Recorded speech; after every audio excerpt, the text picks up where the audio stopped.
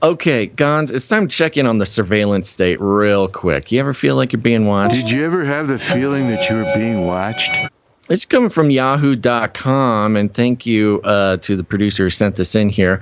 It's mirroring BuzzFeed News, although you can find it all over the place. The headline, leaked audio from 80 internal TikTok meetings shows that U.S. user data has been repeatedly accessed from China. Okay, look, we know this. We've been talking about TikTok's not just privacy issues, but it goes back to data being the new oil. And as far as a valuable resource goes, this is of national security concern. This is part of the the international resource wars, is which country can access and control the data of other countries. This is not for nothing. This is a very heated, ongoing geopolitical power struggle. Is the struggle for data? Hold on, which we got it. We got to properly introduce China here.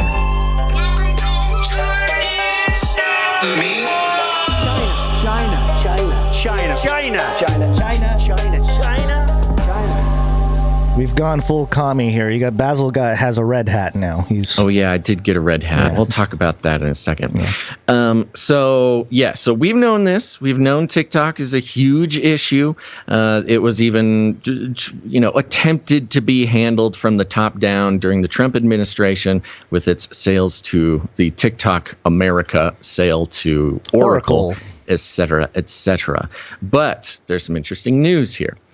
For years, TikTok has responded to data privacy concerns by promising that information gathered about users in the United States is stored in the United States rather than China, where ByteDance, the video platform's parent company, is located. But according to leaked audio from more than 80 internal TikTok meetings, China-based companies of ByteDance have repeatedly accessed non-public data about U.S. TikTok users, exactly the type of behavior that inspired former President Donald Trump to threaten to ban the app in the United States. The recordings, which were reviewed by BuzzFeed News, contain 14 statements from 9 different TikTok employees, indicating that engineers in China had access to U.S. data between September 2021 and January 2022. At the very least, despite a TikTok executive's sworn testimony in an October 2021 Senate hearing that a, quote, world-renowned U.S.-based security team decides who gets access to this data. 9 statements by 8 different employees describe situations where U.S. employees had to turn to their colleagues in China to determine how U.S. user data was flowing. U.S. staff did not have permission or knowledge of how to access the data on their own, according to the tapes. Quote, everything is seen in China. Said a member of TikTok's Trust and Safety Department in a September 2021 meeting. Are they going to merge with Truth Social? In another September meeting, a director referred to one Beijing-based engineer as a master admin who, quote, has access to everything. Oh, wow. While many employees introduced themselves by name and title in the recordings, BuzzFeed News is not naming anyone to protect their privacy. Is this like the TikTok god? What? The master admin who has access to basically, everything. He's like the master admin, and he's a guy in China. The recordings range from small group meetings with company leaders and consultants to policy all-hands presentations and are corroborated by screenshots and other documents, providing a vast amount of evidence to corroborate prior reports of China-based companies employees accessing U.S. user data. Their contents show that data was accessed far more frequently and recently than previously reported, painting a rich picture of the challenges the world's most popular social media app has faced in attempting to disentangle its U.S. operations from those of its parent company in Beijing. Ultimately, the tape suggests that the company may have misled lawmakers, its users, and the public by downplaying that data stored in the U.S. could still be accessed by employees in China. In response, and they keep using this phrase employees in China, but you got to remember what's included in that. Employees in China include CCP representatives within ByteDance. You know, every corporation has a Chinese Communist Party office within their corporate structure. So it could include that as well.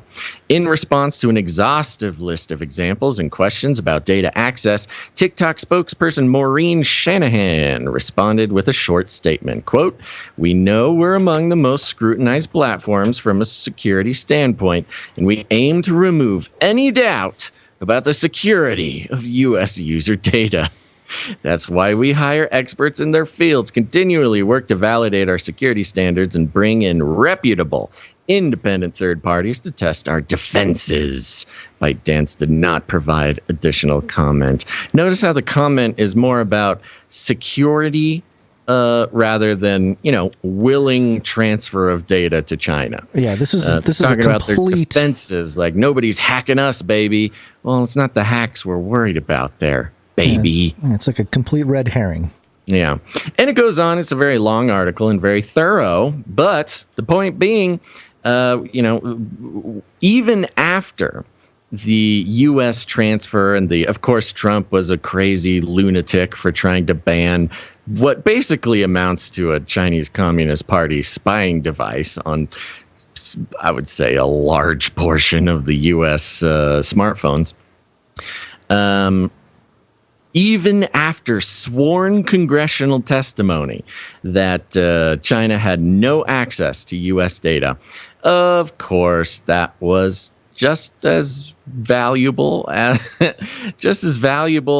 a congressional testimony as well, pretty much anything Fauci has ever professed in front of our Congress.